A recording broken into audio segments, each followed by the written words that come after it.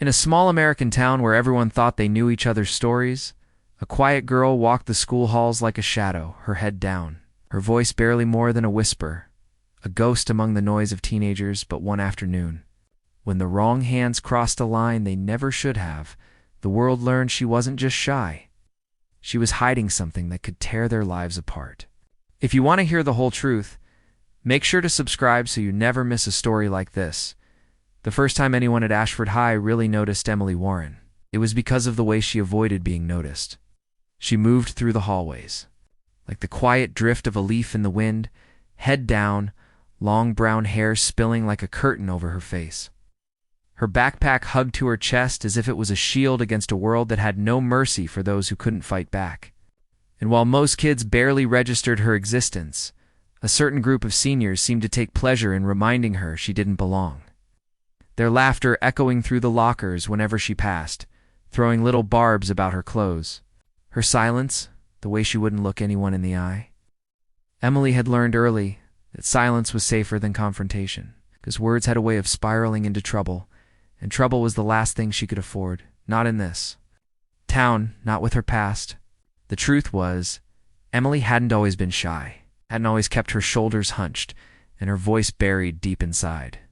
But people change when the world takes everything from them, when they've seen blood and fire before they've seen prom night, and though no one at Ashford High knew it, Emily had crossed a line most people never even get close to. A line that once you step over it, you can never come back from. The school itself was an aging brick structure with a smell of floor polish and teenage sweat. Its walls plastered with faded posters about anti-bullying campaigns that no one took seriously, not even the teachers who were supposed to enforce them, and that made it the perfect hunting ground for kids like Tyler Briggs and his crew, the self-declared kings of the hallway. The kind of boys who believed the world owed them respect just because they were bigger, louder, and meaner than everyone else. Tyler was tall with sharp cheekbones and a smirk that never seemed to fade, his varsity jacket slung over broad shoulders as if it was a crown. And his two shadows, Luke and Connor, followed him everywhere, feeding off his cruelty like hyenas circling a lion. For weeks they'd been circling Emily, first with whispers and snickers, then with the occasional bump into her shoulder or snatching something from her hands, it always returning it with a laugh that made her stomach clench. But that Thursday afternoon in late October, as gray clouds rolled over the football field and the hallways buzzed with the energy of an approaching weekend, Tyler decided whispers and shoves weren't enough. Emily had just closed her locker, clutching her books to her chest, when she heard the footsteps behind her, the rhythm of them too purposeful to ignore. And before she could turn, Tyler's voice slid into her ear like oil. "Hey, Warren, you're hiding something in there?" And then it happened, his hand grabbing at her chest, his friends laughing in chorus. And in that frozen second, the hallway seemed to stretch into infinity. Her pulse thundering in her ears, her vision narrowing to Tyler's smug face and the heat of humiliation burning through her.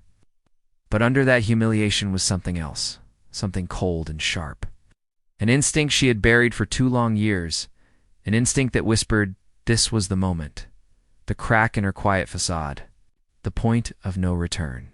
She could have screamed, could have run, could have gone to the principal's office. But instead her hand shot out, faster than her own mind could process.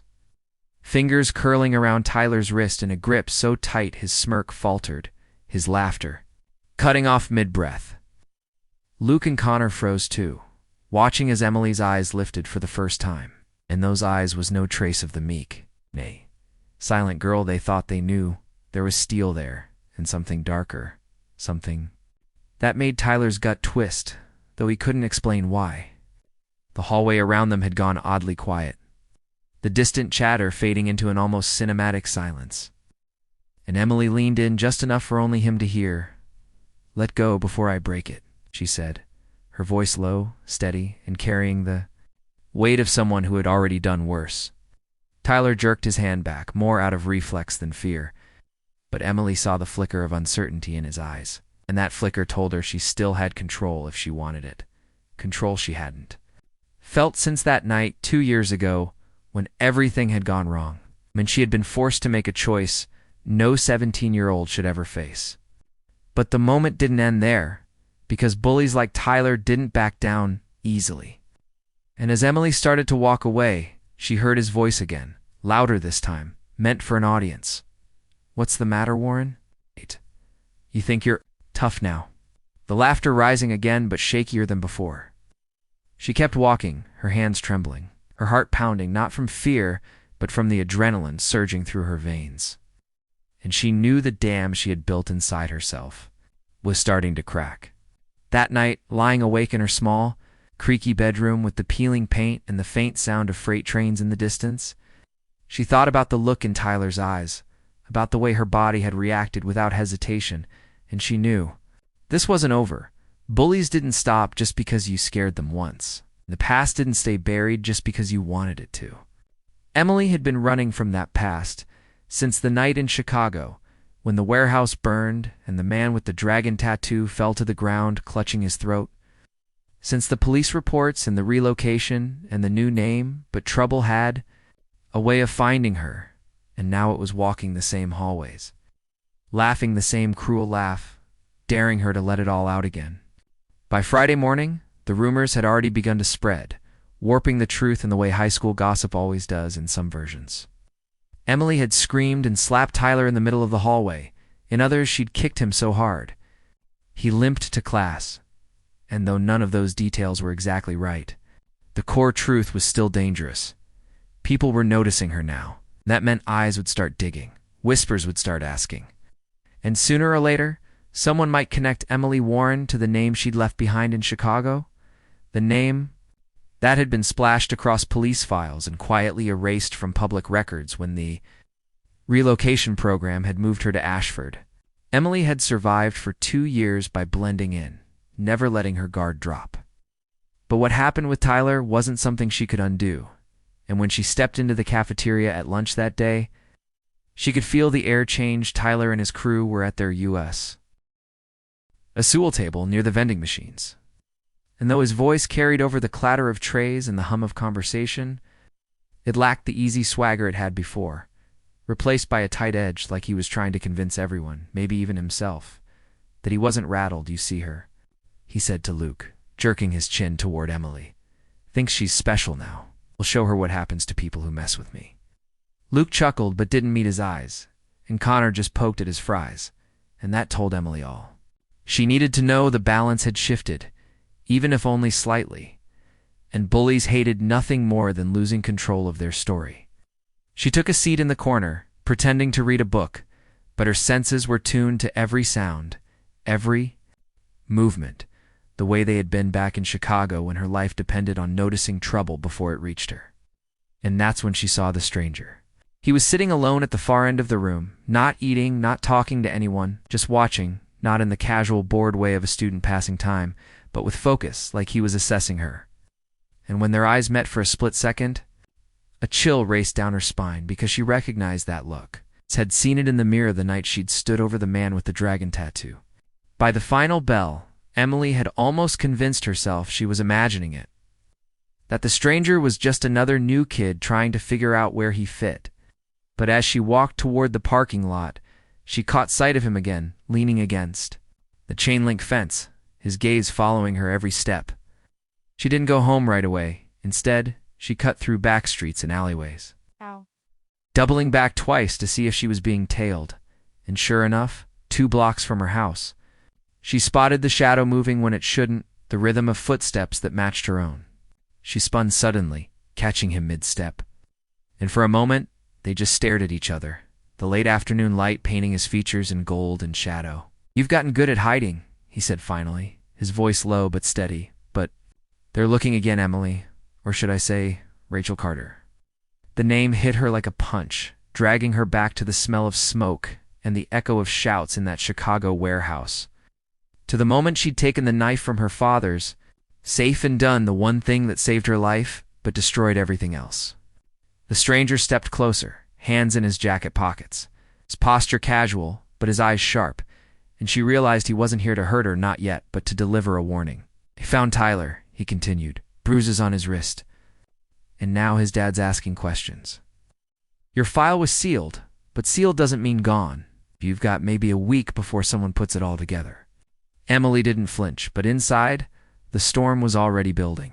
It's the same storm that had pushed her to survive the night of the fire, and she knew she had two choices: run again or finish this before it spiraled. Over the next few days, Tyler's harassment turned into something uglier, more calculated. Notes slipped into her locker with threats scribbled in jagged handwriting. A dead bird left on her porch, her bike tires slashed in the school parking lot. Each act was meant to break her, but each one only sharpened her resolve. Emily had learned long ago that fear was a tool, and if you controlled it instead of letting it control you, you could make it work for you.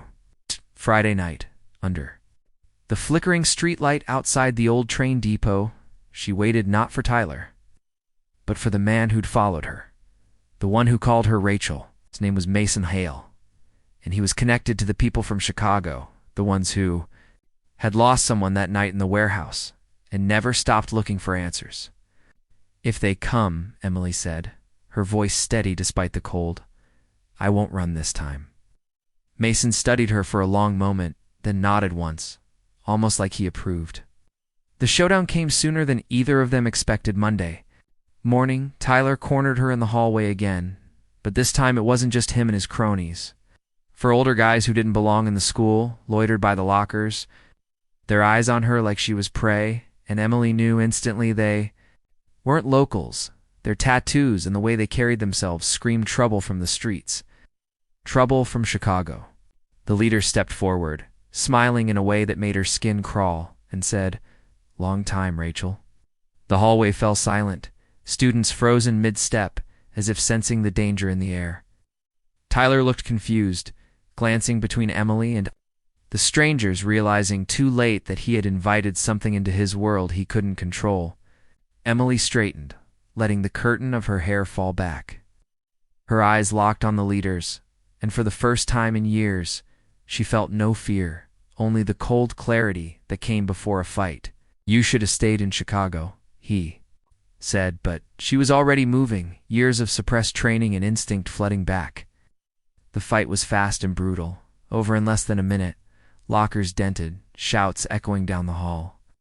Tyler scrambling back against the wall as the strangers lay groaning on the floor.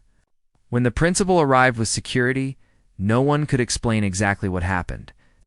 And no one dared to, because the look in Emily's eyes promised that some truths were better left alone.